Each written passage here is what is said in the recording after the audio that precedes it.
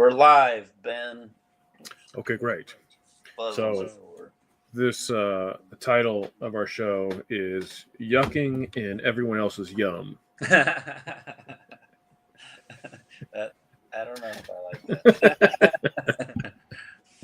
or is it "Yucking all over everyone else's yum"? I like that less. Uh, Okay. Oh, let me. Let's see. I have to share my screen. Yeah. yeah, for the actual comic or manga to be visible.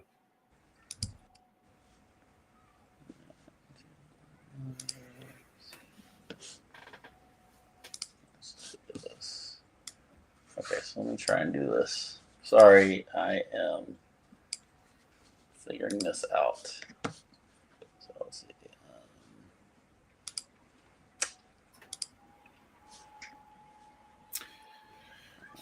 All right. Well, while you're figuring that, I'll say I've been making some progress in getting my portfolio set up to return to animation, and I've been re-familiarizing myself with the Hulk 179 issue 179 that I intend to adapt, and it's been really fun. I came up with that idea that I wanted to do that issue in 2022, and so coming back at it now and rediscovering like the prep work that I'd already started.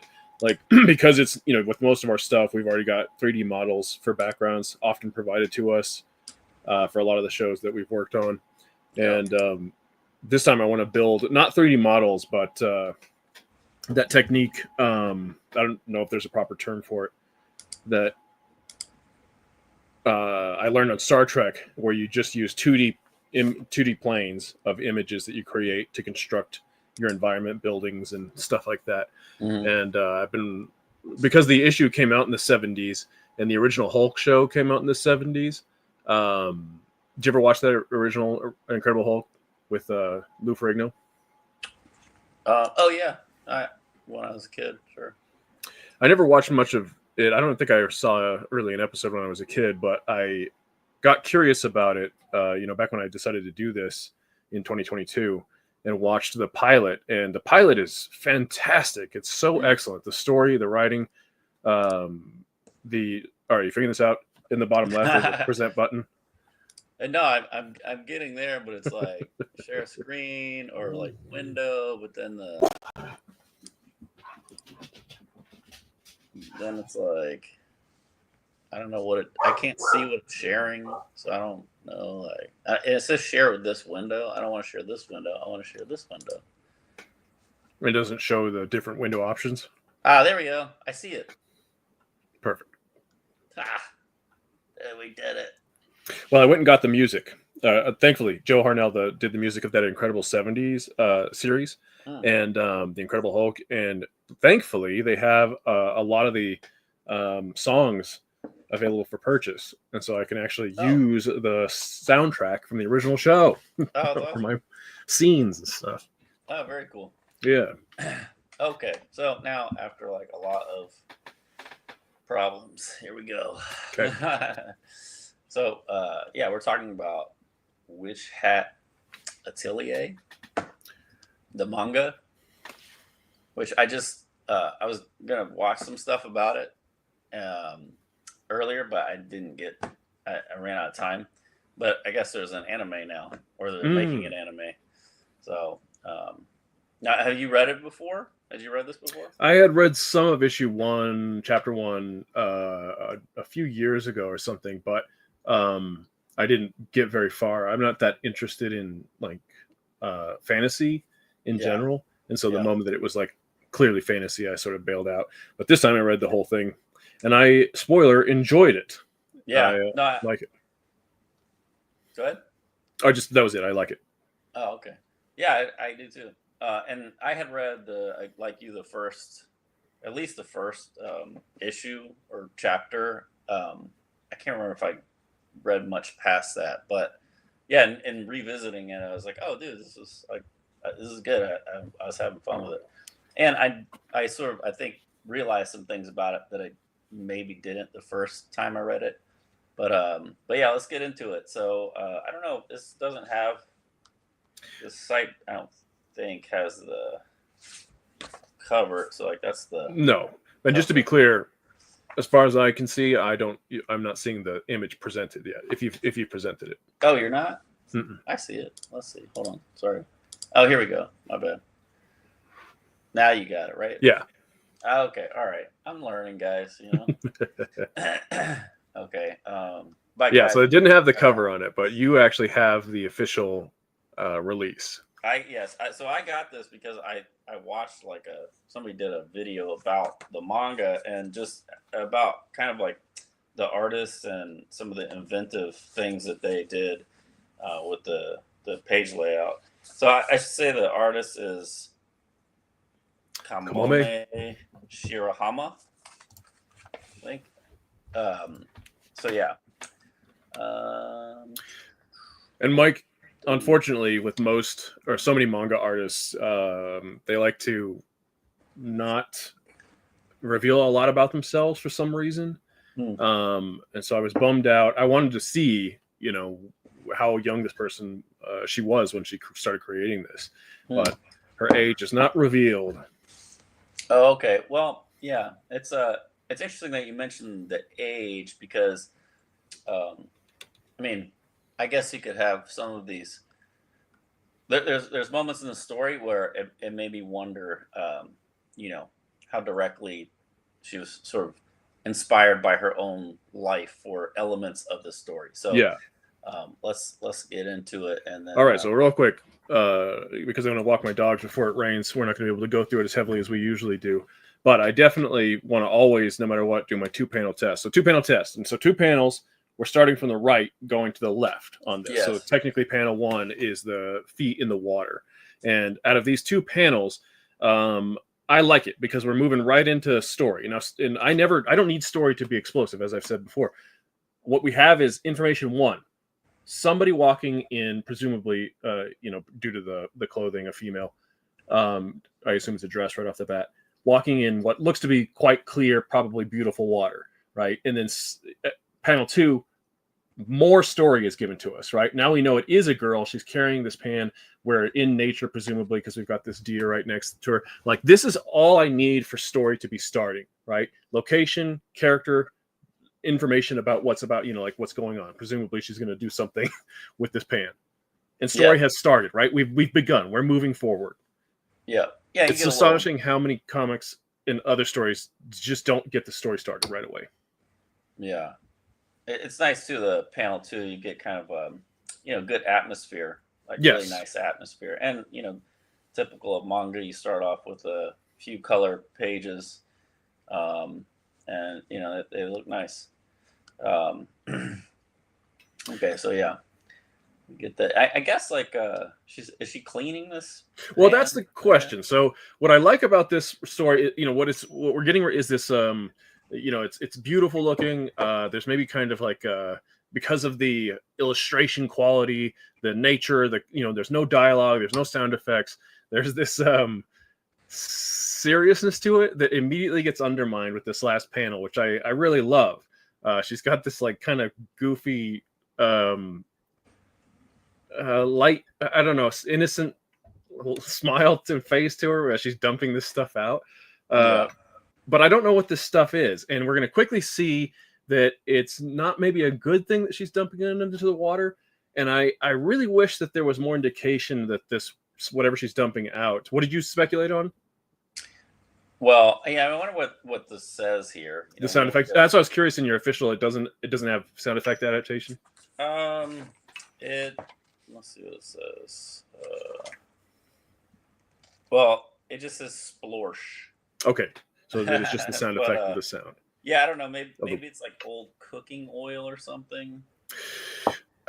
Yeah, exactly. Because in the next, so if you'll scroll down to the next page, once we get past our title sequence. This is the cover. Sorry. Oh, that's the cover?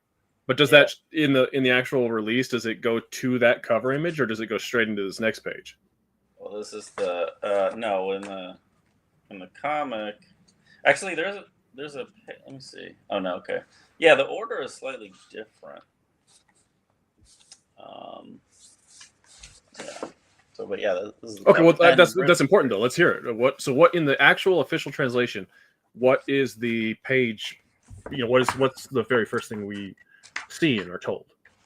well, the very first thing you see is this image. Okay, so it's actually this splash image with the captioning and stuff. That's what we're supposed to read first. Yeah, Okay. and it's I think that's better too because she's asking questions about the world and about like magic specifically, um, which we'll see. So we get the cover here, and so like in the manga, this is page one, and it says, "Are athletes from the moment they're born? What about astronauts or idols? These things aren't decided at birth. So then, what about witches? Okay. So yeah, it's good to know that these are out of page order. And what I liked about this right off the bat, so I typically tend to be personally, I'm against this sort of like these opening pages, which manga does quite a bit, where they're doing world setting or in this case, like some sort of story introduction. I typically tend to be against those, but I like this one. And that's the thing, right? Nothing's absolute. Nothing's bad. Absolutely, nothing's good. Absolutely. Sure.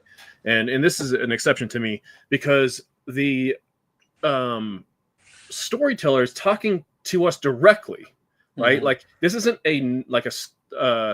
this isn't a narrator who exists like a character inside of it. This feels like this is Kamome herself talking to us, and Yes. for multiple reasons, Yep. we aren't fully established in solely their world. We have what appears to be a runner from our universe. We have astronauts from our universe, Mhm. right? And we have this winged horse thing or whatever. And I guess this is a witch, but like it's a mixture. And of course, the whale, which is fantastical. But because it's a mixture of reality and the world that she's creating, we haven't entered her world yet. She's talking to us, setting up this exploration of the story she's about to tell. Yes. Yeah. And I don't know if it was this moment or one in a page or two, but I realized like, okay, like this is basically like if you replace magic with like drawing or art, Yes. like I think they're very tied together in the story. So then we go into this once again, where she has presumably this is the creator's hand creating the story that we're about to read, which I like. Which she has done this fourth wall thing, which is like she's inviting us in. Yeah, she's very creative and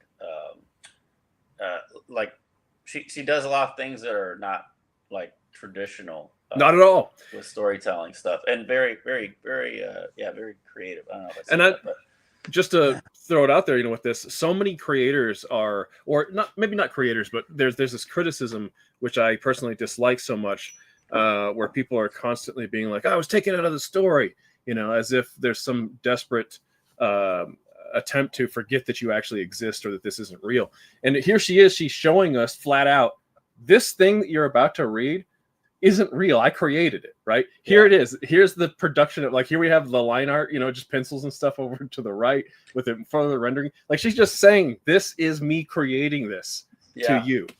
It's awesome too, because, so it's more unfinished on this side, but like you see her creating the manga here, and then as you move to the left, the illustration starts to come out of the actual frame there. Yes. So it's becoming the reality that we're exactly we're going yes into. It's awesome. Which is, I mean, to communicate that with your art is that's so cool.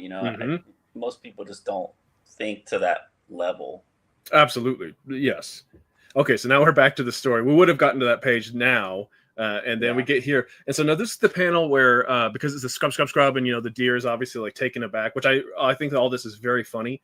And then now we do have the translation of the ooze, which indicates that whatever she's dumped in presumably is dirty, or whatever she's scrubbing is dirty. Like,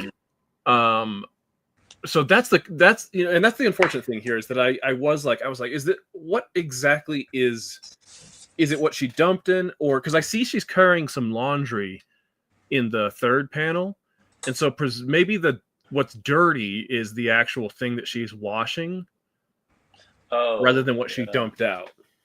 Yeah, maybe. Oh, I see. I see. Yeah, so maybe it's like it was just like soapy water Yeah, that she I pours think into that's, the little lake and then uses that to and then like uses scrub that it. soapy area to now clean this dirty thing. Yeah.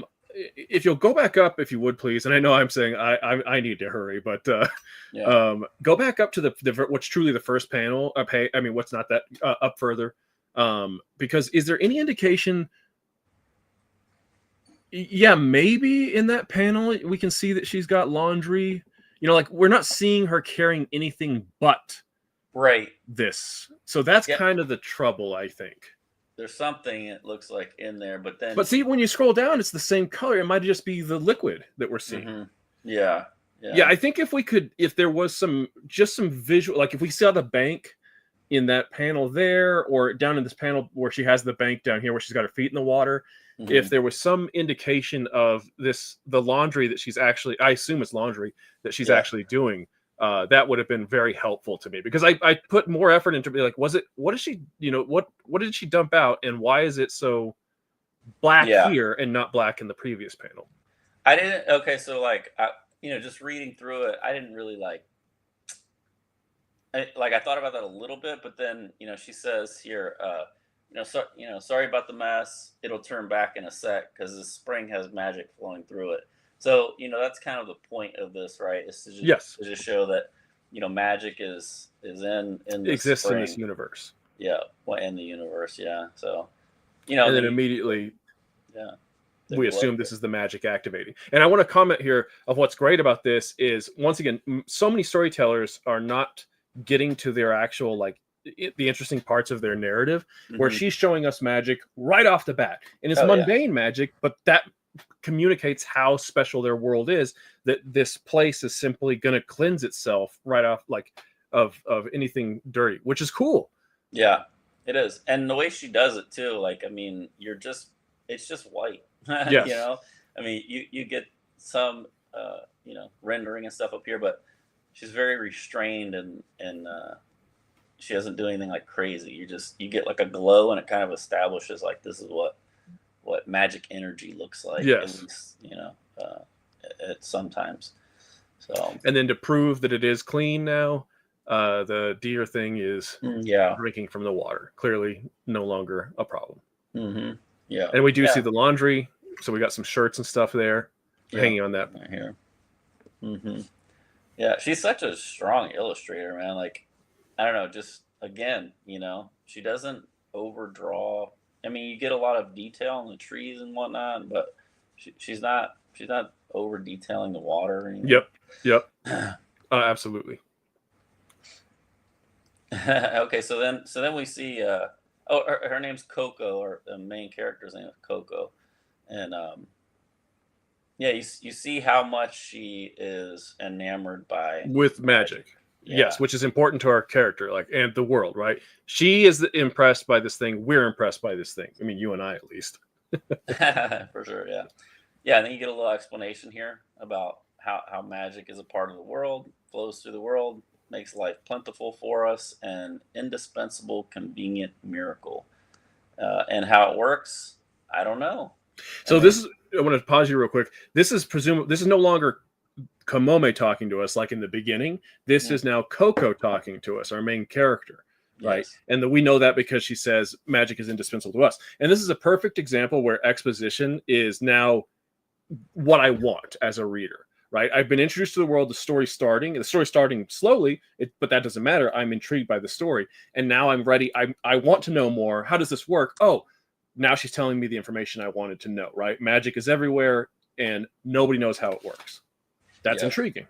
Yeah, and then you get a shot of this book here, and the kind of black background, which is like a motif that will pop up again. Maybe is motif the right word? I think so. It's a technique she uses, and I'm not sure exactly what she's saying with it, but it's a similar moment where you see it again later in the story. So we get a shot of this book here, and more of an explanation about how magic works. Only witches know how to use magic. Ordinary folk can only receive the blessing of magic. They can't become witches. And So this is a potential answer to the question that Kamomi posed in the beginning, right? She said, astronauts weren't born, athletes weren't born. What about witches, though? That's the question that's asked. And now we've got a answer, seemingly, to that question.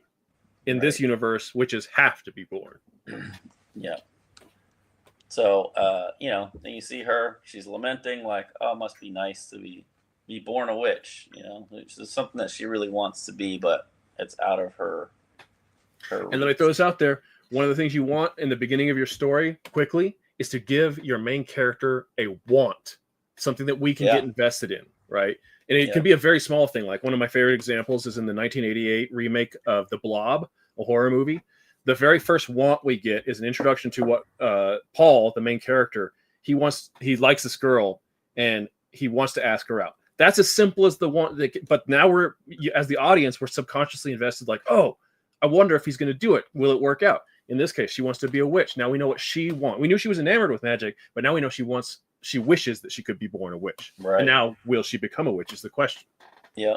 And again, you kind of, this gets some explanation later, but she has this book with her, I'm glad you brought that up, because in the previous, right above it, where you point out that the book is there. Now the blackness in the, the stylization, we've moved into basically an unreality, right? Mm-hmm. Like, because she's talking about the world, and the book is completely mysterious to us. I don't know why we're looking at a book here, right? And so when I first read through it, I just kind of zoomed by it because I was just, I was being told about the world in detail. I didn't connect that book is the very book that she's holding in those next couple of panels. Oh yeah, there's so many like little connective bits that if you reread it, that it starts to, you see what she's really like weaving together. It's nice. Okay, so she's talking about these sheets and I guess pretending like she's playing now, or if she's not playing, she's maybe trying to cast magic for real. Yeah, like where you're trying to use the force as like yes, a kid, right? So that continues, and then we get like a nice gust of air, and it's kind of a bit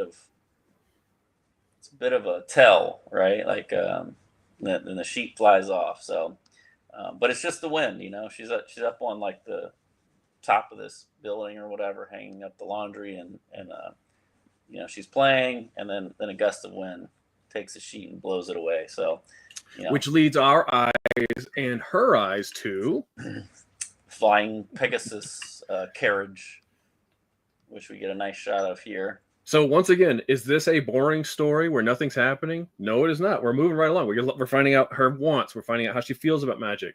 Now we're immediately introduced to another crazy part of their world. We're just trucking right along with being invited into being a part of this place. Yes. Yeah. I mean, and one good thing that she does is like, basically everything is telling you something new. She's giving you new information like all along the way. So, she's super excited. She's never seen one of these before. Oh, it's a winged chariot, I guess. No, I call it a Pegasus chariot, but a winged chariot is landing. She's just kind of watching that. This reminds me of like, I just watched Transformers, the movie recently. When old 86 animated one? Yeah, when the ship comes and like Daniel is like super into it, and he like wants to go up onto the ridge to like watch it land and stuff. I haven't seen that. I only saw it once. I haven't seen it in many years. Yeah, but I remember liking it. Oh yeah, man. I mean, as a kid, I was super into it. Okay, so the chariot lands in the village, and then she runs off because she wants to check it out. All right, let me pause you real quick because this is one of my first major criticisms. All right, so everything she's said, so she's alone. So the first thing that the Kamomi did really great is in the beginning, there's a deer that she's talking to, right? So when she says things that we, the audience, need to know, she's telling it to the deer, and so it feels natural. Now, in the last couple of pages, everything that Coco has been saying, the main character, has been out loud, but they've basically been her thoughts. Now, to me, that's fine. I don't mind. I don't mind that she's saying out loud because there's no other characters for her to speak to. Yeah. That you could have put all of this in word in thought balloons, and it would be the exact same. Because I mean, apparently not everybody. There was a gal I worked with not too long ago, where we were talking about what people see inside their minds and how they think. And in her mind, she doesn't have a voice. She doesn't hear anything what she thinks. But like in my mind, I'm basically talking to myself all the time. And this is the kind of stuff that I might say, like in my head, I'd be like, I wish I could be a witch. You know, I'd be or like, whoa, it's a flying Pegasus, right? Like we do, or at least I do. I say things. Did you hear your voice in your mind? Oh, yes. Okay. So we talk to ourselves, presumably, all the time. And all of this has been fine until this moment, until this panel 2 on this page, where she says, this is my first time seeing a winged chariot land. So everything else she said, I believe, is something that we would normally say to ourselves. But this is not what she knows this is her first time. She wouldn't say that to herself, right? This is being said to us, the audience, for our benefit to know. And so this is not how you want to write this line of dialogue. I thought about this a little bit. And if you want to keep it where she's basically thinking, and you want to keep it that way because this is just bad exposition in this case. You might want to say like, oh, I can't believe I finally get to see a winged chariot. Yeah. You want to imply that this is the first time she's seen it and how excited she is to potentially get to it. You don't want to just state at me. Yeah, no, that's good. That's a good point. Yeah, okay, so she's rushing down to see this thing. And I love this whole sequence where we get to basically see her move through her house, right? Yeah. She's on the roof, she goes in, she runs down this little ladder, she runs down some stairs. Like we're seeing her and feeling the movement. Yep, and you know, I always love these panels, but you know, she comes down the ladder, and then we get her this. What do you call this? You know, I don't know what the proper. Yeah, it's one background, but the character's moving through it in 2 panels. I don't know what you call that. Yeah, that's cool. I mean, it's if it's done right, it's always a fun little tool that comic artists have. Yes. So and this Kamome has Coco. It makes Coco so incredibly cute. Like this panel here, where she's opening the door with her head tilt. Like this is extremely endearing right off the bat. Yeah, she's a very likable character. Yes. So she opens the door and dinks this guy. She's looking for her mom, or I guess she assumes that it is her mom. And then this guy's kind of in the way of the door. Oops, he says. And then we get introduced to, I say Q-Fray. Quiffrey is how I was reading. Is it Quiffrey? I have no idea. That's just how I read it. Anyway, this guy, we'll call him Q. Okay. So this reminds me of like Image comics back in the day. You know, you get like this nice vertical big splash panel, basically. Yeah. Yeah. So this is their first meeting, you know, and he seems like a friendly enough guy. He does, but I want to say I hate this type of anime character or manga character or Japanese character. Yeah. I hate the like not very masculine, like overly nice kind of guy. I don't know. I just like the little nod, like the little dip of his head as he's like, oh, quite all right. Oh, I despise this sort of character. Yeah. It's just a personal thing. That's not to say he's a bad character. I'm saying it's been me does not like this sort of guy. I think that like it's something that is in a lot of like manga and anime. Yes. And, you know, which I mean, I guess you could say that about like American comics too. There's a lot of like we have different stereotypes, characters. Yeah. But and there's certain tons of stereotypes that I hate in American media as well. So this is not unique. For sure. Okay, so we get like a little introduction here between the two, or their meeting, and you know, he just makes note of all the busyness going on. You know, we see because now our attention we the reader need to focus on something else now, right? And for the first time since we moved to this scene, she pulls out to start to reveal here is the location that we're in. Yeah, it's like a fabric shop, I guess. Presumably, based on everything that they're talking about, what we're seeing around, because they're here, they're excited to, and you know, spoiler, we now find out in the next couple pages, panels here, that these are the people who are in the winged chariot, and they're presumably a noble class or a richer class of people from the city who have come out to purchase things, right? That they can't find in the city. And I don't know if it's okay. I guess it's a little further along. Oh, here, yeah, this panel here, making the point to say I'm not with them. Yeah. Not, And I was curious when he says, right, because I don't know if this is the scans of the official translation, but his little side comment there is, even if you look at me like that. And I was curious, in your book, is that the exact same translation? let's see. It does have the. It does have those. He says, "Man, so this text is so little."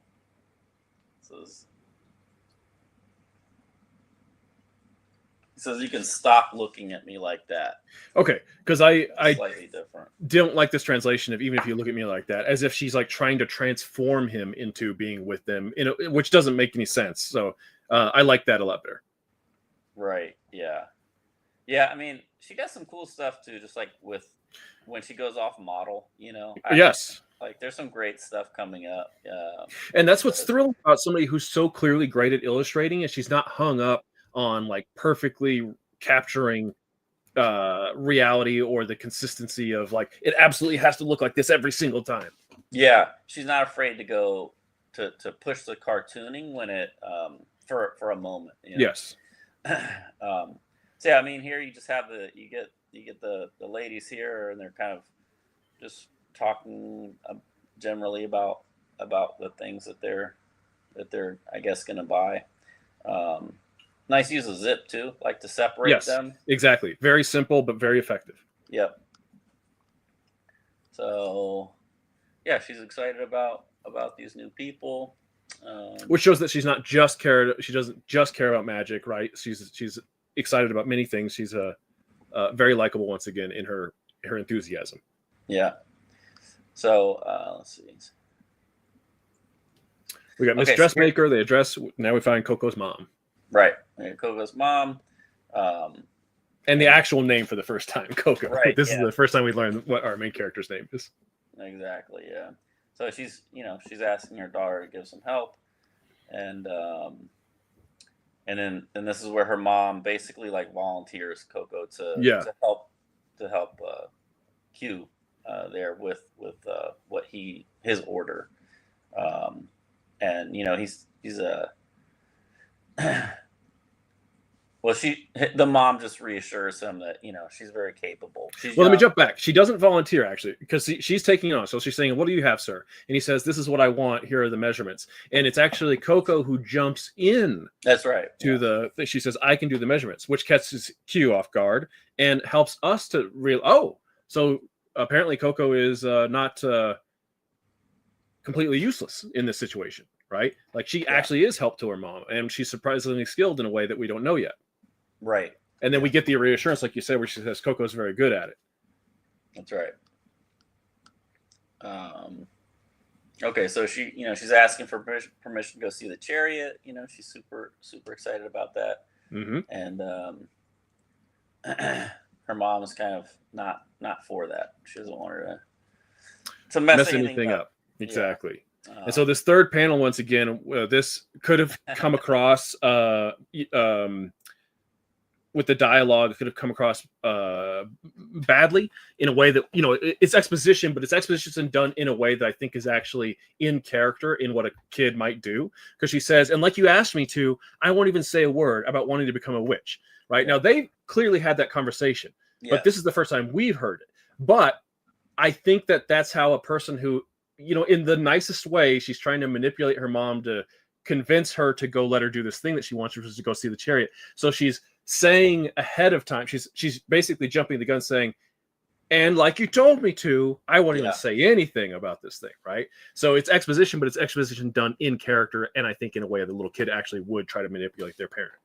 Right. And it tells us, she talks about magic all the time. Yeah. And wanting to be a witch or whatever. And her mom relents. Yes. Gotta finish so Coco her work. Gets to work. She can do it. And then this is a great little panel too. Yes. Very, very, once again, endearing. Yeah. Oh man, I loved that when I got to this page, panel 1 on the next page, the flap of the fabric. Like, it's a single drawing, but you feel all the movement that occurred and is occurring right after it, before and after. It's masterful drawing. Yeah. So in the actual manga. It's got slightly different. Even the translation of the sound effect is, you get like a fwish instead of a flap. It looks better too. So it looks better. Oh, because of the sound effect being incorporated in. Is that what you're saying? well, you have the Japanese sound effect, but Gotcha. then you also have like even The English translated. Gotcha. Lettering is I like it better than what we get here. It's kind of, but yeah, that drawing is like, man. I mean, you can hear it. You can, you've done that, right? Like, Oh yes, exactly. Not as like nicely as she's done. We're not as perfect as. Yeah, you understand it. Yes, and I love the sequence here. Exactly. Then we get a series of fantastic, just moments of life. Yeah, just the procedure, Yeah. And okay, so this is another thing that makes me think like that she's talking about drawing. I mean, this is drawing basically what she's doing. She's laying out this pattern and then she's cutting the pattern. But this last panel here where she takes a inhale, it's like you inhale, you hold your breath, and then you make the mark. Yeah. That kind of a thing for the precision that you're looking for. So she's precise in what she's doing. And then here we go. You get the inhale, and then we get this nice cut or whatever. And let me just say, this is so in what is the word? Decompressed storytelling. This is decompressed storytelling done exactly right, where we're not rushing through this moment, right? Because this moment is important. It's big. The storyteller is giving us exactly the time that it needs in order to. Whereas other like traditional American comics, where they're so. And I'm talking about like in the 70s, 80s, like that, where they just need to rush, right? And so they can't spend a single panel. They got to have captions working with panels in order to try and jump time as much as possible.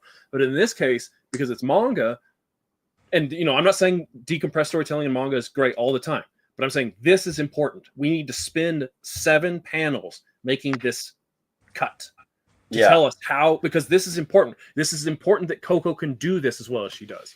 Right. Yeah, it mirrors exactly what she's doing, which takes time and care and whatnot, and then also like that's what the artist is doing by showing the sequence the way she exactly does.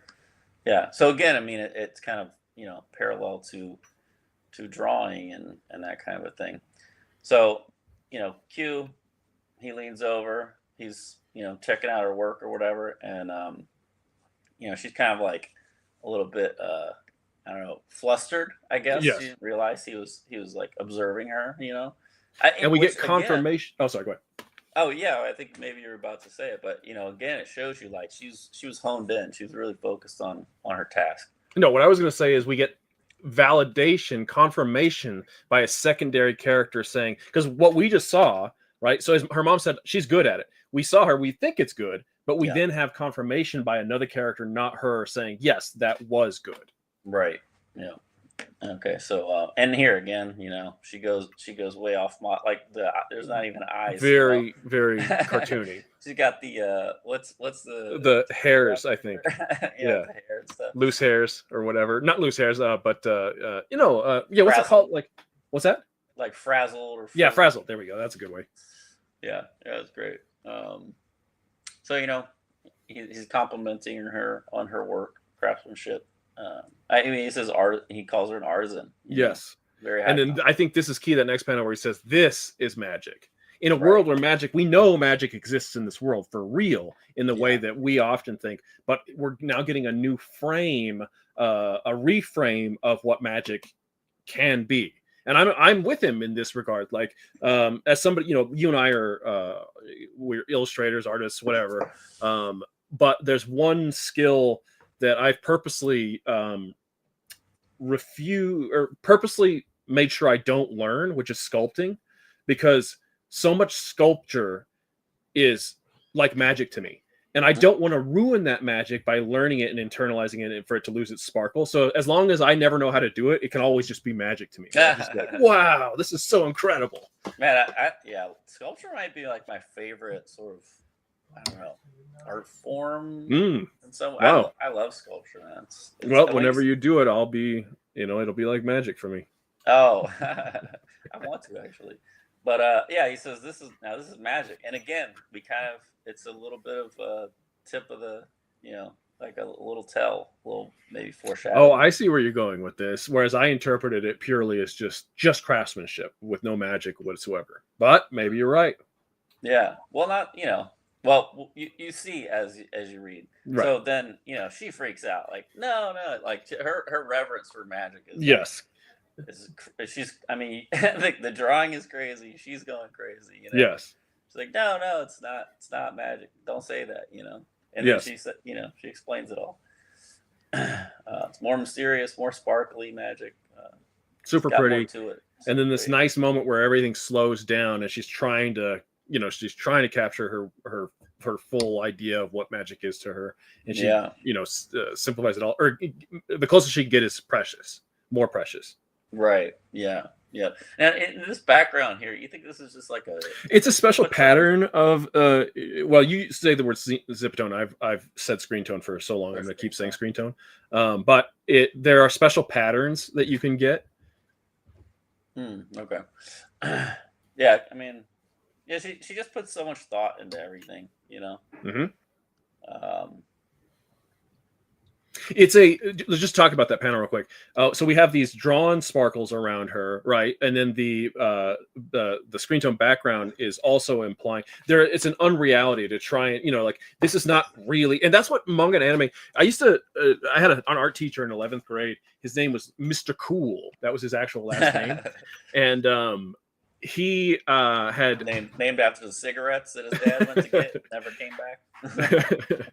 he wasn't familiar with anime or manga at all, and he came to school one day and he was talking to me. He's like, I watched this anime last night, and he's like, I couldn't tell what was happening. He's like, it's about these two lawyers, and while they were in the courtroom they would say something and then lightning would strike. And I was like, really? I was like, I don't, because I know what anime he was talking about.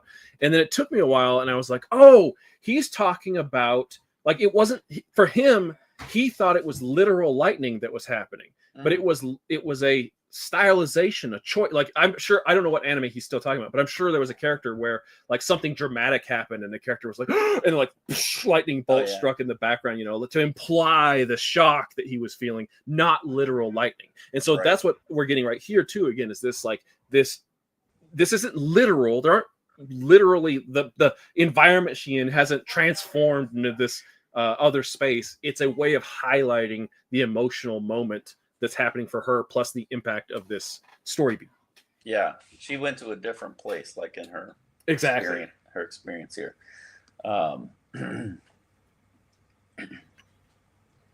So Q here is like realizing she's just super into magic, and then he asks her why, and what we're doing once again is the same thing that happened earlier, where we, the reader, we've gone through story enough, and we've been building up this thing about how much she loves magic, that we're now hungry and ready for flashback and exposition, right? We're like answers. So it doesn't bother me at all that we're going to go, like, now we stop the story in order to find out more about her background. That's totally cool. I was hungry for it. I'm ready. Yeah. And again, she does a nice the style of the illustration becomes a little more elaborate, more like classic storybook. Yeah, exactly. Yeah. And then we got that nice mirror shot where present time past. That's what it just instantly tells us that's her in both panels. That's clearly her when she was young. We're moving into her history. Yeah. So again, more like good choices with the art and the way she's using certain things to communicate ideas. This is what I'll be curious, since I've only read chapter 1, if she'll stick to this. Like, every time we do flashbacks, will always is this the style of flashback throughout that she'll maintain? Yeah, I'm not sure. So it says, when I was little, my mom took me to a fair at the castle. So you see the castle here, and I bought a thin book from a witch in a mask, which this character design looks super cool. Yeah, it makes me think very much of a Miyazaki Nazca character. Yeah. And then he says, a thin book? Yes, it looked handmade. So then we get introduced to this the witch character here, or the bookseller. which is Oh, no indication to know that he's a male at this point, but it'll be confirmed here in a little bit. yeah. This is the first time I'm seeing That there's. he is multiple books. Yes. I wasn't paying enough attention to those. Yeah, I didn't notice either. You there? Why not buy a magic book? And then magic. So this is we're seeing her little origin of Hmm. her obsession with magic. I like picture books. So again, it kind of made me think like, oh, this is like the artist a little bit, So sort of Oh, like yes.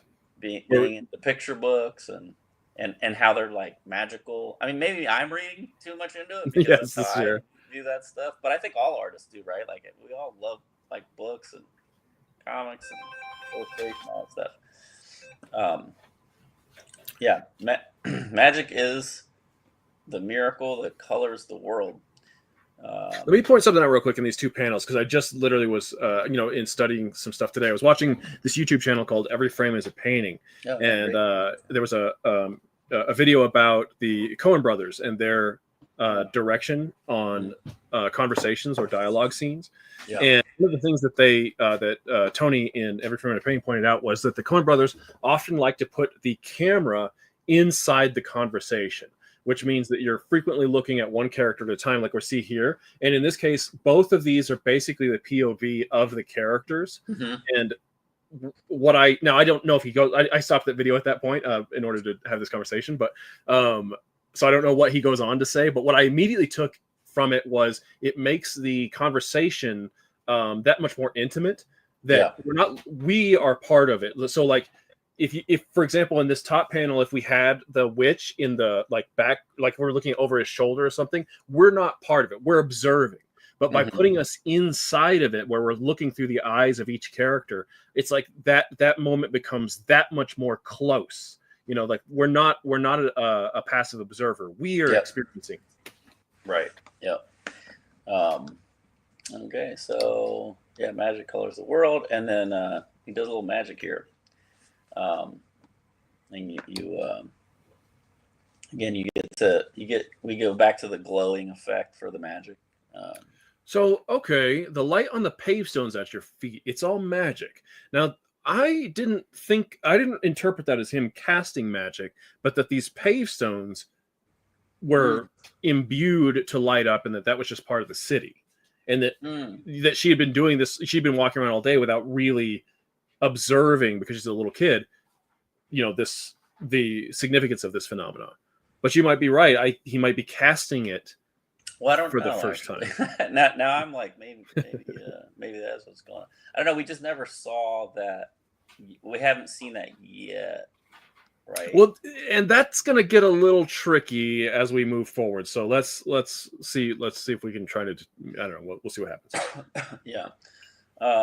But yeah. So and then she's amazed. Wow. Yes. So pretty. And again, like this is just great cartoon. Yes. Man. Fantastic. There's a million sparkles in her eyes. Magic is amazing, and then get the little cartooniness, and I love it.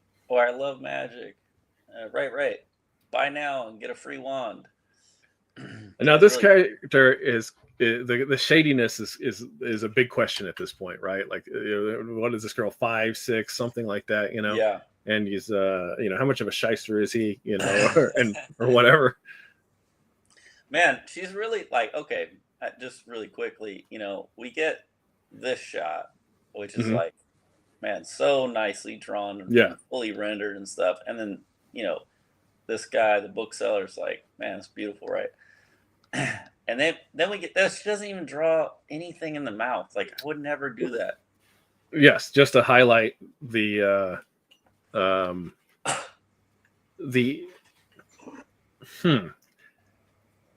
Yeah, that's in I've never tried to put things like this into words, like what that's actually doing for the reader in order to.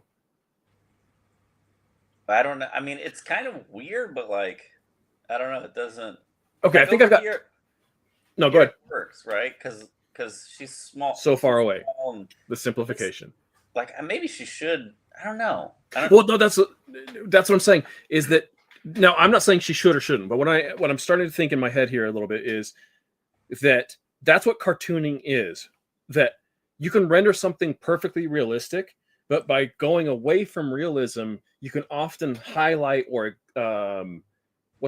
amplify Yeah. an emotion or sort of an idea or something like that. And Right. that's what I think cartooning is doing here, is that we're getting this charm by Yeah. having that kind of mouth rather than a more realistically rendered mouth. Yeah. I mean, I guess it focuses you more on her eyes. And that might Which, be as well yeah. a contributing factor. Yeah, but interesting choice Absolutely. with the and then we cut to the. I guess this is a mom, right? Must be mom, yeah. Yeah, I gave you the money because you said you wanted to eat baked strawberries, which I've never heard of that. I don't know if that's a real thing, but it sounds kind of good. It sounds good. It makes it feel like it's an old thing, right? Mhm. Like a treat from the older days of time. And it Yeah. also is a great way to validate how she had money, like where it came from, how she could afford these things as a little kid running around. Yeah. Like it also builds life. Like that single sentence tells us these characters were alive doing things before we stopped in to see them, right? Right. Like Also, like it says, I gave you the money because you wanted these strawberries, and then she chose to get this book. So at that Instead. moment, she was like, "Oh man, magic is amazing. This book is, something cool." She gave up the strawberries for the book. So, again, It was a sacrifice, even yeah, a small one. yep, yep, and it shows you like her shift in priorities. But yeah, so we get some nice cartooning again. She pulls out the wand here. It's interesting that like the mom is just obscured by the word balloons. I think it's a good choice in that, like, what it's doing is, because she's trying to validate her decision of what she's done for spending her money on, her excitement, trying to convince her mom, and like, I don't know. I think subconsciously there's something happening there where the mom is. I don't know. I do think there's something at play there that's really nice by having. Now, go ahead. Do you think that do you think it's better that she included this bit of an obscured part of her mom, or would it do the same thing if it was just on her, just on Coco? I don't think it would be the same thing, and that's what I think. What it is she's okay because it's literally going over her mom. She's trying to overcome her mom, right? Her mom saying you wasted your money. I think she's trying to prevent her mom from doing anything, right? And so like the word balloons are literally like it's her effort to try and prevent something of being criticized before it happens, which I don't think would be the same effect if her mom wasn't there, right? Then it would just be her energy pouring out.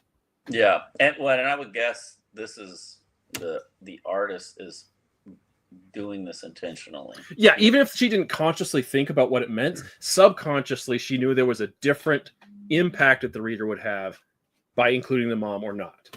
Yeah. But I want to say, because she says, I got this free wand, and she says, look, the tip turns into a pin, comes with ink too. At this point, I'm thinking, when I was reading it, I was like, okay, she's been duped, right? Like, the guy told her it was a wand, but it's just a pin. Just a pen, yeah. Yeah. It's like those, I used to go to the dentist when I was a kid, and they would give you like, it'd be like a little pin topper, and it'd be like a little monster head or Yeah, something. exactly. Which, those things are cool. So yeah, and then this is a big moment, right? When I grow up, I'm going to become a witch that uses magic to color the world. And then her mom. So this is another moment that made me think like, this is kind of like what a lot of artists hear from grown-ups, you say what you want to do, you have these big dreams and stuff, and then you get like an adult shuts you down. You can't you can't do that. Yeah. It's like, what? Like this crazy Yes. thing. I love that, man. Even the little flower ring on her head is literally flying off. Yeah, so good. And then she basically like kind of like poops on her dream a little bit. People don't become witches; they're born that way. But it's the world that she's grown up in. The mother, right? Right. Like that's the belief. As far as she understands as a normal human, right? Yeah. Yeah. Normal folk. normal folk don't have the makings of witches. So it's not like she's trying to like destroy her dream and saying you can't do it. It's she's saying it's like a natural law. You can't fight Yeah, against reality. Unfortunate, you know. right. Yeah. Oh, and yeah, okay. So then this kind of like supports what you were saying, this panel here. But look, the ground lights up where I walk. So yeah, is that special to her? The mom questions it. All right, then if the ground keeps lighting up all the way home, then maybe you can use magic too, Coco. And yeah, she's hoping. So this is why I assumed it was a natural part of the city, and that like her mom's not shocked by the fact that her daughter is Hmm. glowing when she walks around, and so that's why Yeah. I was like, okay, maybe everybody does, and you know, she's just sort of rolling with it.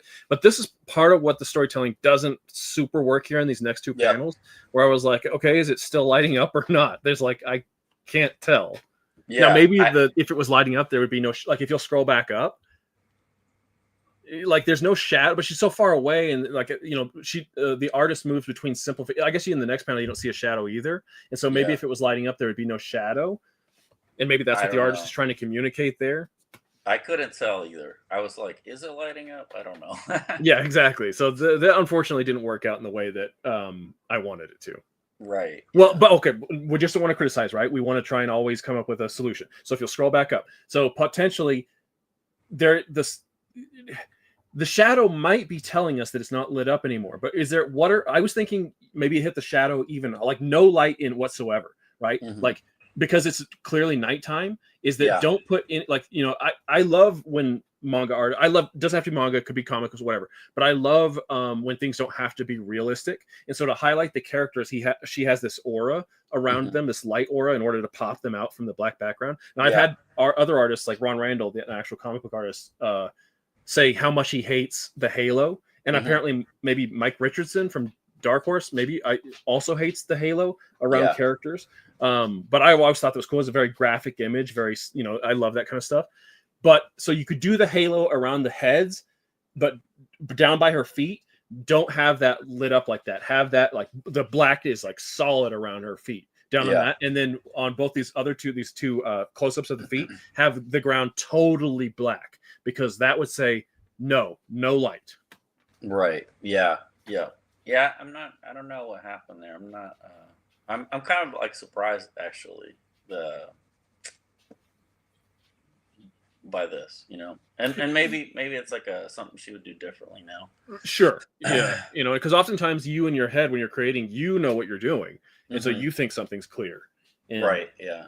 maybe an editor should have stepped in, but at the same time when because if the editor's there and you tell them like this was happening, then the editor can be like, oh okay cool, you know, but then the readership like us, Exactly. Yeah. Yeah. So well, because we're not there for the artist to tell us, right? Yeah. She says, ever since then, I guess all I could do was enjoy watching it. So, I mean, maybe it wasn't supposed to be Clear until lighting this up. moment, maybe Yeah. I maybe that's couldn't, maybe you're right, maybe the artist didn't want us to know until this exact panel. yeah. I couldn't completely give up on it, though, is what she says. Yeah. And again, these crazy eyes.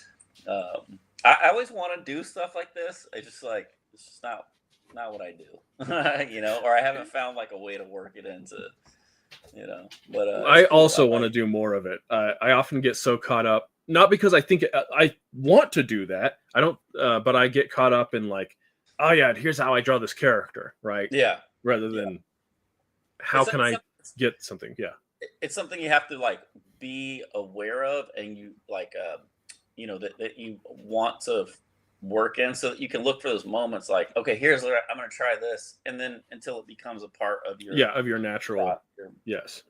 whatever process.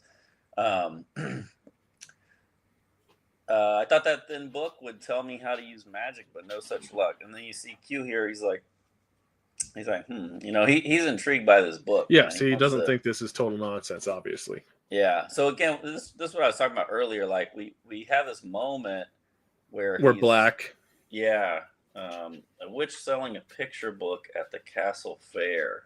He's I'm gonna assume that black is being used at key moments to highlight how serious something is. Like this is a weighted moment, right? So like when the book was first introduced, it has the black around it saying, here's something important. Here's the black again because it's saying this is heavy stuff right here. Yeah, yeah, and it's so far she's done it a couple times, and it's consistent and similar moments. So, and then we get so obviously a main character should have a want being presented, but this time we have a side character who's presented with a want, which is great. He says, "Say, I wonder if you could tell me more about that." Now he wants something from her, and now we have an interesting dynamic because we know she's excited about him. Well, actually, that's not true. We don't know anything about Q. We know she's excited about magic and stuff. She's excited about the world, but now he wants something from her. Unfortunately, crash, boom. Yeah, something gets interrupted that moment, and we get taken out of that, and they're looking out the window there, and then we cut. Because also we, the reader, I want to know more about that picture book, right? Like, sure. I want to know, is this real? Is this because he seems to be taking it seriously, so she must not be totally ripped off. Right. Yeah. And so when this interruption happens, it's not just him who's possibly disappointed because he can't ask more. God dang it, what's happening now? Let's get back to that. Yeah, definitely. Yeah. So they hear the crash. They look out the window. We see something has happened. Something has gone horribly wrong out there. Yeah, Chariot is toast. So she runs out. Then we get these two troublemakers. Guys. Yeah, troublemakers playing around, and says all he did was tap it lightly, and then it just fell apart, So, and then he says it fell over when he bumped his head on the bottom, which still is a pretty big reaction to somebody bumping their head on it. Oh yeah. Well, when I was a kid, I told my dad. I jumped off the top of our refrigerator and I tried to swing on the kitchen, it was kind of like a chandelier. Yeah. And I tore it out of the ceiling. Oh man! And I remember my dad was working in the garage, and I went out there and I was like, it was really not a great. It wasn't great, this thing anyway. So I go out to I was so scared, and I was like, Dad, I tried to turn the light on it, and the whole thing fell out of the ceiling. But it's so to me, this moment is man, I just bumped my head, dude, and the whole thing fell apart. So it's probably true. I don't know what caused that, but yeah, they didn't do much, and the whole thing fell apart. So then we get these entitled rich ladies. Yes, super upset. But I think also accurately, right? If I sure came out, I'd be like, what the heck? Man, my Rolls Royce just fell apart. What did you guys do? Yeah, but I think they're supposed to be kind of they're because it gets there because she apologizes and then they become unreasonable, right? They're also still accurate where she says your apology won't help us to get back home. But then they speculate, which I thought was funny. Big sister, they're probably trying to lock us up and steal our money, which I thought was very funny. But who says don't be absurd? Who do you interpret? Who is the character saying don't be absurd? I would think the mom, I guess. That's also my this is so I love manga isn't often too concerned about balloons and absolute so much. One of the things I find unnecessary about many American comics is when they have the tail of the balloon go all the way into their person's mouth. It's no, I know who's talking. You don't have to go extreme. But here's one of those cases where, okay, who is saying that? Is it the mom? Probably.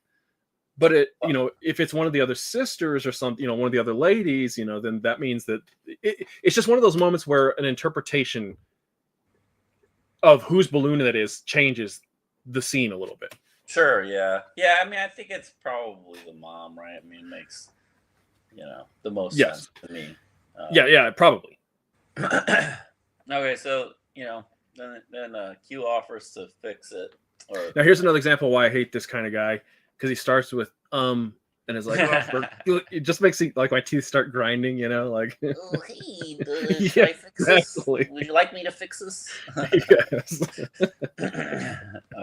No, we want it broken. Yes. So he says it's not broken badly. Some nice cartooning, man, putting him in silhouette. It really frames up. It really frames her. Coco, hold on, and just who are you? And she is not happy, man.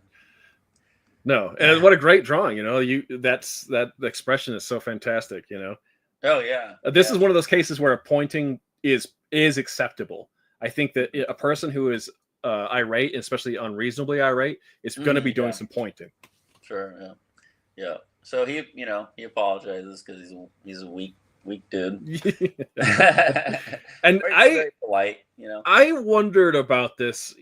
I know why the creator did this in terms of story. She didn't want to tip her hat, all puns intended, to the nature of this character.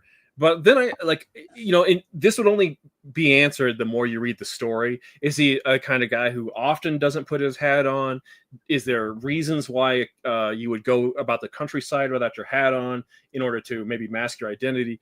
Or is this purely for the convenience of storytelling, where we get to have this moment? Yeah, I don't know.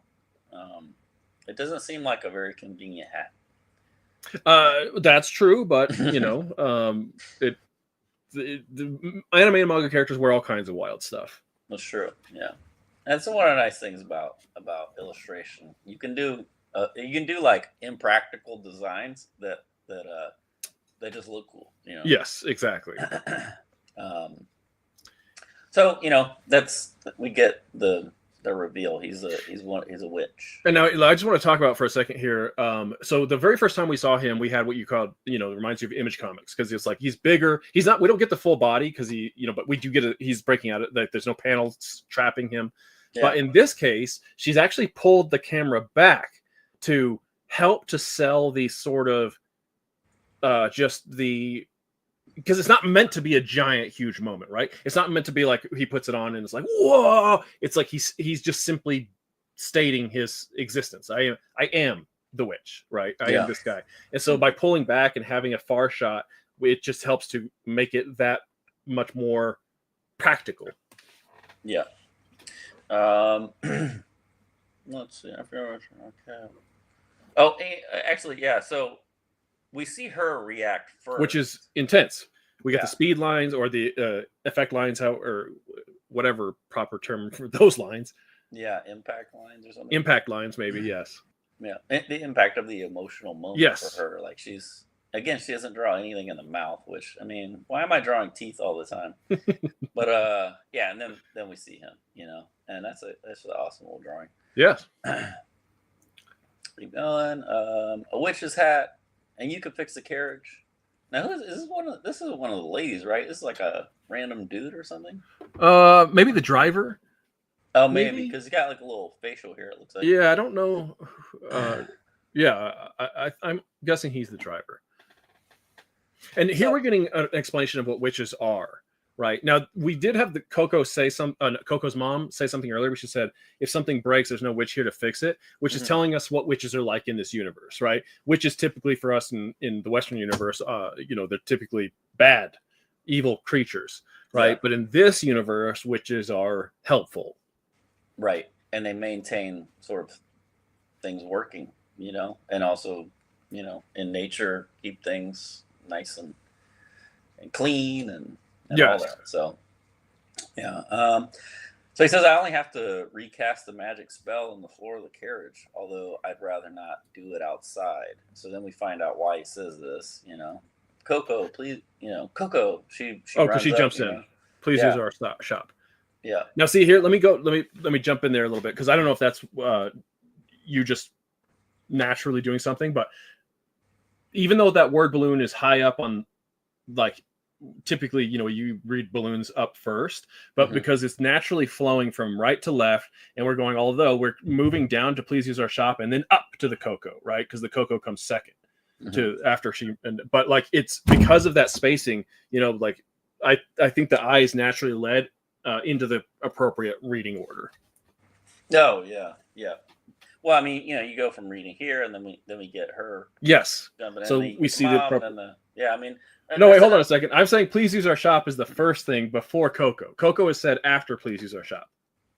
Oh, right. No, yeah, you're probably right. She's responding to Coco volunteering this thing. This is all one sort of, yeah. So she volunteers, and then I love yes, yeah. Like she just, oh man, you can. Exactly how she's feeling, what that looks like. We've been that kid probably when we were young, and we've seen kids like that. where you want something so much and somebody's not going along with it, or somebody's preventing you from getting what you want. Well, I mean, it's great too. Even the mom says, like, "That's some face you got there."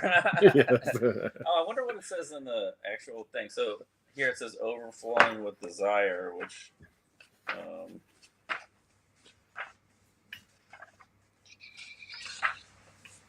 what does it say? Man, it's so small in this. It's like impossible to read. So her in the manga says, "You really want this, don't you?" Which obviously she does, but and then again, like the flappy arms and Yes. the what's that called? The Luca effect, sort of, where you get like, multiple images. Of, like, I didn't know that was what it was called. I think that's what it's called. Yeah, so she's like super pumped, man. But he's a real witch. Yes. And then we get a tap back into her, the revelation of her true desire, right? Plus, then maybe I'll get to see the opportunity for her to actually see magic, Yeah. And she cuts in close, it's another intimate moment. And she slows down, right? We get the black highlighting this serious moment, and then we get more black in the next picture saying super serious. Yeah, boom. Yeah. And what a cool illustration. Yes. All the smokiness to highlight the mysticism, like the beyond reality, perhaps. Yeah. This is, what a cool character. Mm-hmm. The very moment he draws out magic. Yeah. And then again, she's so good at this stuff. Yes. Because like it's a single drawing, but you can feel it and see it's moving. Yeah. I love the dialogue too. My face just won't stop grinning no matter how I try. And then I think she references that again, right? Like her face muscles later. She talks about that. I think you're right. Coco, and she's still flipping out. Yes, and this very very fun with her keeping her arms up to turn. Funny. Yeah. Awesome. Thanks for lending me your place. That's a huge help. I wonder if I could ask for one more favor, and then I'd like you to do just one more thing for me.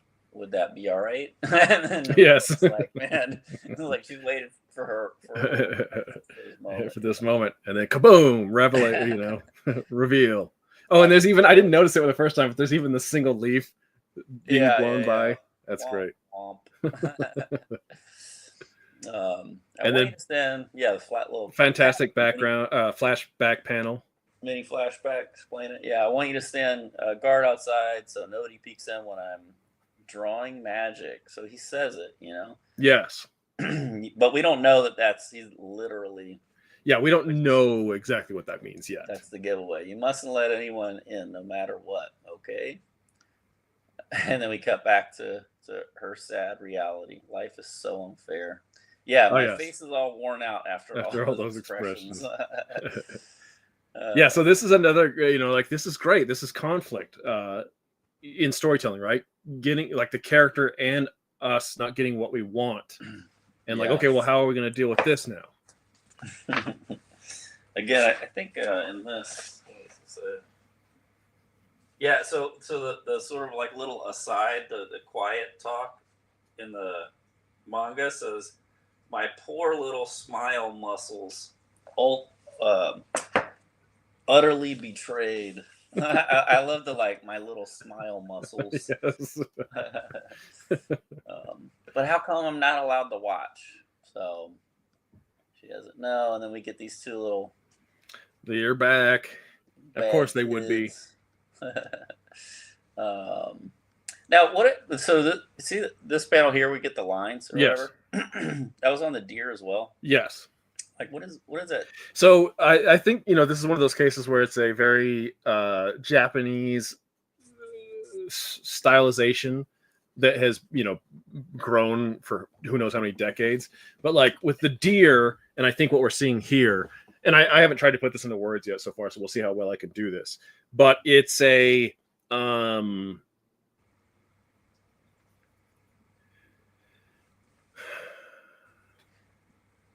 Okay, I think it's actually slightly different too. So I think with the deer's being taken back, Mm-hmm. taken aback because Yeah. like and he's a little uncomfortable. I assume it's a he, maybe it's a she. The deer is like, whoa, well, this girl's like, because she's like scrubbing away like crazy, you know, and it's getting the water all dirty, and so like, because at first it was the beauty, and that the deer is like, whoa, what the heck? And I Yeah. think there's a little bit of that here where she's kind of taken aback, but I think what we're also getting with that is it's an abrupt. The lines are indicating abrupt shift into sort of a negative emotion, right? Because she's going into a place where she's like, you know, like troublemakers or like you people, you guys. You know, I think that's kind of the stuff that we're getting with those lines. Mm. Yeah. Like then a we go, hardness, a coldness that's coming. yeah. Hey, what do you think you're doing? Man, she caught us. That's it. It's just Coco. They don't. So they don't take her seriously. Yeah. Yeah. I wonder if we can see inside if we open the skylight. So they're excited too. Yes. They want to also see. No, it's not fair, you sneaky rats. I want to see. And then she climbs up. Yes, I like this revelation that she says, "I want to see too," indicating that she's already abandoned her role to protect and to to give into her own desires. Now this basically these guys have given her the permission to pursue what she really wanted. Yeah. Yeah, I mean, his dialogue you don't really need, right? Oh, she No, climbed up. that's it's unnecessary, but maybe it's saying something that he's surprised that she would actually do it, you know, or something like that. What does she say in the what's the official translation? Oh, he says, "Whoa, she made it up." Okay, so that's what I'm saying. That's what I interpreted is that he was surprised that she is actually capable of doing these things. Yeah, they sort of underestimate her, right? Yeah. Yeah, this is nice. They're all about to look. Oh man, they can't. Spoiled again. Yeah, spoiled. Oh, the curtains are shut. That sucks. Let's go. And we can see now that these guys aren't driven like her. They one barrier got in their way. They're done.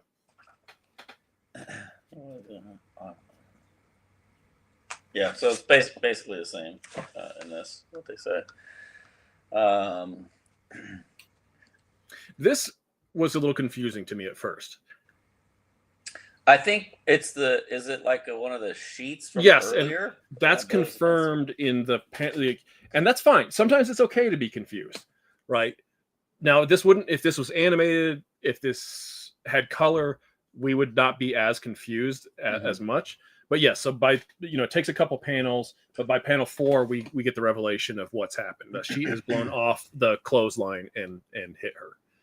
Oh, and then also revealed here's the other look. Now this is a part where I questioned a little bit whether we actually needed this, because isn't this like her house, her workshop? Doesn't she spend a lot of time here already? Isn't this the very place that she was standing not that long ago? She knows that place exists. She didn't need a sheet to hit her and be like, oh, and there's that too.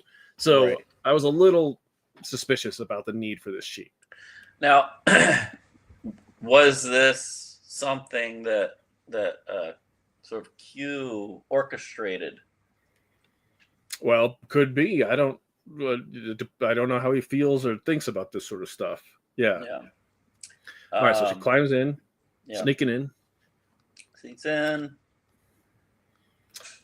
She does have a moment to show that she's not totally, her morals are not totally non-existent. Mm-hmm. Yeah, she just can't resist. It's exactly. too alluring, right? So, she peeks in, and this is the moment here. This is the magic of magic, right? Like it's a drawing. It's actually a drawing. Actual drawings, and so we get immediate confirmation, like, oh, he gave her a pin. Well, maybe he wasn't a shyster after all. Maybe he really did give her what in this world counts as a wand. Right. Then it makes you wonder about that character, right? Because it's absolutely. Like, why did he do that? Can he, did he detect something about her? Yes. That makes her special, in that way? And maybe, well, I guess she was young then, but yeah. So what did that guy know? So anyway, yeah, we see him. He's casting the spell by drawing it. He's not actually saying it. Which is, man, it's they get into it a little bit more, but it's really cool because you have to develop the skill to the better you are at drawing these spells, the better they work. Yes. So, nice close shot on her eyes. She's completely like sucked into what he's doing. All right, now as much fun as I'm having, we're gonna have to jump it up real quick, like because we still have some stuff to go. All right, so she's finally seen it. She understands. This is how magic works. It's with a pen. Magic with a pen. I see.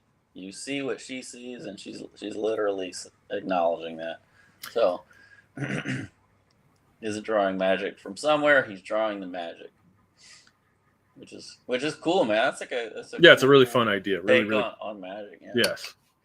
And then of course there's okay, Coco, which at first makes me think, he knew she was there. Yeah. But then the revelation, he's knocking at the door. He's like, I'm done. Hello. It's like, okay. No. He was just saying, talking through the door to where he imagined she was. Yeah. I thought that as well. Like when I first read it. And I think you're supposed to, right? I think that's the thing. We're supposed to think like, oh no, he knew she was there the whole time, and then the revelation. Oh, okay, she just has to get back before he catches it. Right? Yeah, and so she's all winded. And stuff. Yes. Go. Then we see it flying again, man. It's just awesome, simple cartooning, yes. But you can, man. I saw this yesterday, man. I was hiking at the park, and you could literally see the grass blowing because it was really windy, like from a distance. And, man, just really effective little drawing. Yes, exactly. Single drawing implies so much. Yeah, it flies off. And then all of a sudden, we get a different, a little change of attitude, a revelation that, her mom's surprised by her attitude. Yeah, she checks on her. She's just like, man, she's so happy now. That was she's like kind of busted, right? Yes. This is another nice one. She shows stuff on him. Swoosh.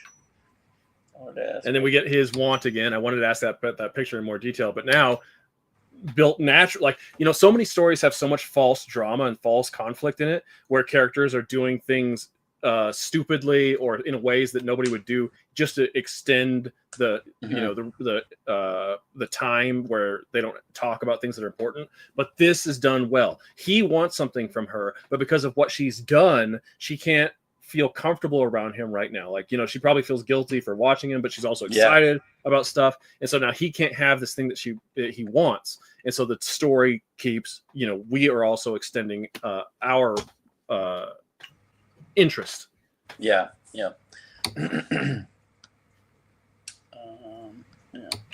Yeah, so he's just taking off. He does. There he goes down the road. Down there he goes. Why the sign, Mom? Oh, and yeah, this is interesting. I thought you might leave with him. Might say you wanted to leave together with that guy. Want to leave? Yeah, it's kind of a crazy thought, a little bit, like this stranger and this little kid, Yeah, but it also tells us maybe something about this world and potentially how time, like in our own past, there used to be a lot of apprenticeship where kids would go and do leave home in order to learn an actual job and make a living and stuff like that from a young age. Yeah. So we assume from this single line of dialogue that such a thing might have, that even if her mom wouldn't have let her go, that the vocalization of the desire would have been, because we get more confirmation of why that would be hurtful and hard for mom. Right. Yeah. So she basically says, and it tells us more about their relationship. Like, I would never do that, and then we find out that her husband and Coco's father has died. So she can't leave her mom alone. So, and it's a nice little moment. Adds a new wrinkle, right? Because we're sophisticated enough to know that, look, Coco is going to she's going to go and learn magic. She's going to become a witch. And so they're like, okay, well, how that's going to work out? That we just heard a perfect reason why she shouldn't do that, and why her mom doesn't want it, why Coco says she wouldn't do it. So something is going to happen. And now we've got a little bit of dread, maybe even, some tension, but maybe all the way up to dread, like, uh-oh, how's that going to go down? Right. How bad is that going to get? Yep. Yeah. So her mom is relieved to hear that. So, she's a kid, man. She finally gets alone. She's like, "Oh, dude, like, man, I have to try this out." Yes. She's and it's in secret. Yes. Nice art style change or whatever. We get the book, we get the wand. She's gonna try it out. So she starts, with the drawing her spells, and she doesn't really know what she's casting. Right. Yeah, exactly. That's the revelation. Is that, well, not that we don't know that yet, but here in a little bit we'll have confirmation that she doesn't even know what she's drawing or what the spell is. Yeah. But there it is. It worked. She casts her first magic. Well, how exciting! Not just for her, but for us. Oh yeah, it was great, man. And I mean, it just this is a nice little sequence, man. Mm-hmm. Just blowing up her hair, we get the glow of everything, and then man, this is the great like big shot there. Now, when she said light, I used magic. I love this panel where she's this one moving up or squatting up and down. And then, of course, the second panel where she's running all over the way. But her once again, you can feel the movement in a single panel of her energy. But the light, I was wondering if that was her commenting that there was light, or if that is like basically kind of like an exclamation in their universe, like how we might say, "Oh God," or cripes or something like that. I was wondering if light was just I think she's saying like light. I think that there actually is light glowing off the paper. Yeah, because I think like when we've seen magic before, it's like it's represented just by like a glowing. Yeah. But her slamming her face. Yes. Was so funny to me. Absolutely. Wow, I really drew it. And then, of course, yes, the possible risks associated with it. Will she get in trouble? She can't resist it. One more time, just one more. Yeah, and she can't stop. And here, this is clearly the bottom of a page. We do a scene change without having to change at the so many people are so concerned, like, oh, you gotta do it at a new page. You gotta do a scene change. Page. Nope. Yeah. But so we cut to him. He's sleeping out in the woods, I guess. Still thinking about this book. That doesn't bode well. So he understands, man. He just shouldn't probably give it out magic willy-nilly. Yeah. Why sell magic? Yeah, go ahead. Oh yeah, why sell a magic item to a child outside of the witch community? So we start getting some implications that maybe there's some rules there. Yep. And he's asking the same thing we are. Like, man, why is this person do it? Why did they do that? But, now, I'm not on board right here where he says it can't be. I don't know what he's saying. I don't know what can't be. I don't know why he suddenly is so shocked. I don't know. But I'm intrigued to go forward. Well, did he maybe like sense that she was using magic? That's one of the potential interpretations. So, in the manga it says no, surely it's not, and then question mark exclamation point. So yeah, maybe he's sensing her using magic. Maybe he's figured he's speculated, like he's come to some sort of theory. Yeah. So then we cut back to her, and you get kind of like that. You see him using the fire thing here, right? But then this is her, right? Yes, using fire. Yeah, because she's burning up. Oh, it's the same spell. Maybe that's why, because it's like the same. Oh, maybe. Could be. But either way, it's funny that she's discovering like, oh, that was fire. I didn't realize that. That's so good, man. Yes. Every time she does the cart, she really goes crazy with it. Yes. It's so good to me. That was dangerous, Woo, man. I lit the kitchen on fire once when I was a kid, so I understand her relief. Man, you're turning up a lot more than I am when you were younger. Yeah. Oh yeah. So, but I'm starting to think. Yeah. So we left her when she said just one more. Yeah. And now the revelation that she's gone crazy, right? Drawn as many things as she can. I think I'm starting to get the hang of this. So again, drawing, man, the more you practice, the better you get. Yes. And then we get this confirmation right here, where she says the bigger ones, and this is interesting. Once again, this is we're hungry to learn about this world, and now we're getting the information. Big ones are more powerful than tiny ones. Neat ones last longer than the messy ones. Yeah, I love that detail. You know, Yeah, it's just yeah, it's really cool, man. It's just like a really nice, like original take on like just magic, absolutely. which is everybody's done something. Fantastic drawing of her thinking in that third panel. Yeah, and then she says it right, like drawing big is pretty hard, but that guy drew them so well. You know, And that's it. Now we don't know that's what it. that is it when she says that's it, but that's okay, right? This is the point. She's figured something out, and if we keep reading, we'll catch up with her. Right. So So boom, she flip, flip, flip, flip, flip. flips through the book, and then you got your artists in their light box, Yep. basically, and she realizes like, oh, I can just trace them, and they'll be more accurate. If I I put the got light this. on, if I put it Oh, she even under the says the light light. and I didn't trace realize it, that. I just thought she was. Yeah, that's crazy. Yeah. So to me, that's like, man, this person's like artist. She's using the light box. yes. um. Yeah. And then it's nice stylization Yep. of basically power coming, like her starting, like, because now she's really, like she's tracing them. It's going to be better than ever. Yep. And she doesn't know what she's tracing. Yeah. Done. Wonder what kind of magic this. She's like about to say it, and he grabs her. Now this at this point is pretty threatening. Those hands coming out of the darkness. The fact that he's invaded her room, the fact that he's grabbing her and putting his arm over her mouth to like keep her quiet. At this point, we now reveal Quifrey is a predator. Well, we don't know. I mean, No. And then boom, it starts to glow like crazy. He run Does away it there. destroy the book? I couldn't tell. Like I don't know. Yeah, something bad is happening. This was so cool too. His little like Yes. jet boot magic. The fact that he can do, as long as he puts them together, the symbol forms. It's really fun. Yeah. And then a great drawing here of the movement when it like kicks in its power. Yep. Yeah. Yeah, like you get the it's so good. And then boo, shoots him off up in the air.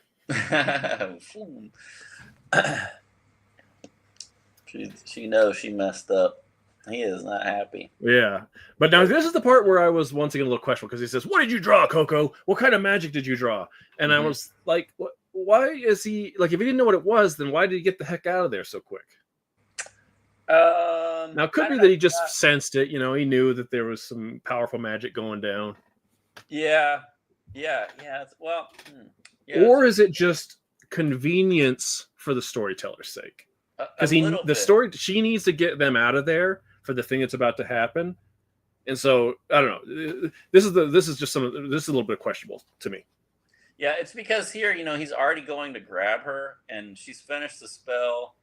It hasn't like completely started, overreacted. The reaction. But yeah, he kind of grabs for him to her. have such a powerful, like literally grabbing her off her feet and running out.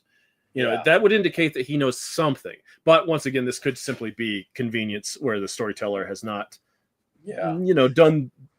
If she had done that, and then he hadn't come in yet, and in this last panel, this started, and then that he grabs her, that would have been better. That would have solved my problem. Right. Because let's say that he doesn't know what it was, but that he saw powerful magic happening, and that's what he motivated him to grab her. So yeah, it could keep him exactly how he needs to be, which is presumably doesn't know what she's done. Yeah. So boom, they fly off. And he says, she reveals that she doesn't know. She just copied. Yeah, she doesn't know what she's been doing, man. She's just been going for it. I'm excited. The book is still in the house. Yes. Oh, Coco. So Mom's coming out. Like, Mom, careful, you'll fall. Mom's looking for her. This is a cool little lantern. But yeah. Now we get some implication of that something is actually bad is happening. We get some sort of crystallization occurring. Yep. Yeah, and then continues. The mom, we get their reaction. No way, she's Mom. And then revelation. Yeah. Yeah. So, which is heartbreaking. Like, oh no, she maybe killed her mom, or at least froze her, and for suspended animation. But like now, this answers the question of like earlier when she was not going to leave and she didn't want to leave. Well, now we've gotten out of that little pickle with a much worse pickle in some ways. which is really nice, man. You know, she sets up the problem, then she kind of like you know, is like, no, I'm not gonna leave. You know, so you think like, oh, okay, cool, like Yeah. they're good, but then no, Well, I thought they would have some sort of argument, and she would have to, like Coco would leave in sort of a bad, like they get into a fight. So, and that would be bad. But dang, I already forgot her name. I've been saying it this whole time. The creator yeah, does something way better, which is right, takes the mom out and gives our heroine a new motivation. Obviously, we got to save mom yeah, if it's possible. yeah. So she's very remorseful about what she Yes. did. You know, yeah. Q says, "Dude, this is why we don't show everybody, you know, how to use magic." Yeah, anyone who knows that stuff can use magic. And so we're undoing what her mom believes, right? Her mom believes that witches have to be born. That's not the case. But they Mhm. keep it secret because of obviously how dangerous this stuff is. Right, right.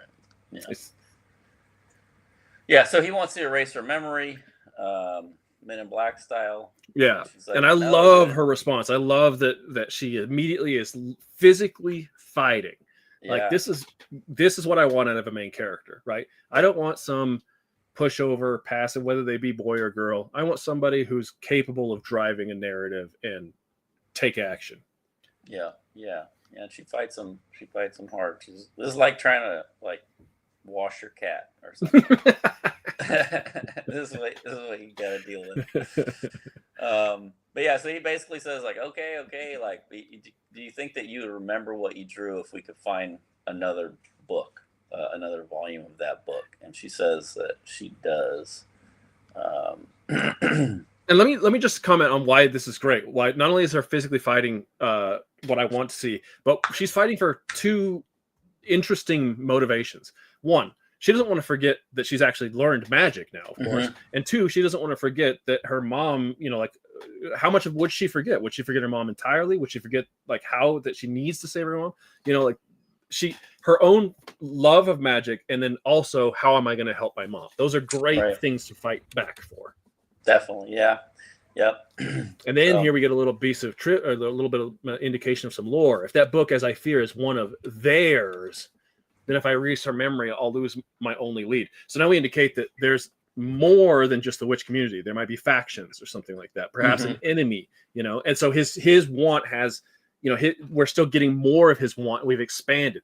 First, he was just curious about this book, but now we know that he's actually got a bigger mission at play. Yeah, and they overlap, right? Like, yeah, which is why he this is why this is the creator doing a great job of like she needs these two characters together. His first solution was to erase her memory, but if he's not going to do that, there's got to be a really great reason, and boom, there's a really great reason. Yeah. She's good, man. Yes. Remember what kind of book it was? Which pages had drawings on them? He says if we find the same book, then we could understand the glyph that she used and able to save her mom. Save the mom, yeah. So it may be possible. And then she's clinging on to this guy, man. He's like her only hope at this point to save her mom. So she's scared, man. She's a little kid who doesn't have anybody anymore. Yeah, absolutely. So now she's asking, right? Please don't erase my memory. That's great. Yeah. She doesn't. Yeah. She's not in a position of power to demand anything. So simply saying, "I'll do anything. I'll find that book." So I can save my mom. Great. Yep. Fantastic. Nice emotional moment. Yeah. So you'll protect the secret, of course. Not yet. I'm almost done with this. Then you'll have to learn. So he basically just says, like, man, you got to make a promise to keep things secret and follow the rules or whatever. Yeah. Then I'll leave your memory intact. Yeah, she agrees. So now this is my only dislike in the ending here is this whole bit of dialogue where he says, Coco, you're now on your way to becoming a witch. I don't like that's what's happening. That's like the narrative, the story, the arc that we're on. But I don't think that's what he would say in this moment. Like, I don't like it. Suddenly all the drama and the heaviness of what they've been going through and now he's talking about like as if it's I don't know. I don't like that. So I was curious if it's the same thing in the real book. Oh, let's see. I don't know. Maybe it's like when you're becoming a knight like they're knighting you. They just like there's a certain thing they say. Could be. Coco, from now on, you will be a witch. Better. Definitely better. Definitely better. Still not 100% what I would love, you know. Yeah, But, yeah, I get what you're saying. It's a little bit like a counter to the moment, but it's like the mood of the it's moment. becoming too meta. That's my problem for it, right? Like it's literally the last page. It's the last end of the chapter 1. It's like, so I want him to say something much more in character and much more appropriate to the mood. I don't know what that would be exactly, and because I'm distracted, I got to go walk these dogs. So, but otherwise, do I want to read more? Yes, I do. This is extremely good storytelling. You know, of course, the artwork is amazing, but the actual story is there, which is unusual, right? Usually, when you have a great artist, they're usually very bad at telling story because they put too much time and energy into honing their art skills. But she's actually got the story skills as well. Yeah. So yeah, that's it, man. I mean, this is one of my favorite things that we've like talked about. I would definitely read more. So. Good stuff. All right, let's make a decision. So this was manga this week. We're gonna do comic book next week. Yeah, comic next week. What was the last comic we did? Do you remember? I think the last comic we did was it was Aliens. Oh, okay. Well, I was actually thinking there's an issue of the original Silver Surfer run maybe that maybe we could do From the 60s? So yeah. Okay. Late I'm all 60s. for it. Yeah. Let's do it. Yeah. I like the Silver Surfer. Okay, cool. Yeah.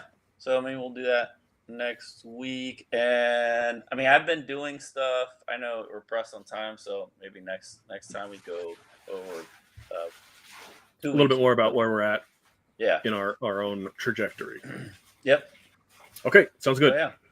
Talk to you in a week. All right, walk those dogs, man. Yes. See ya. See ya.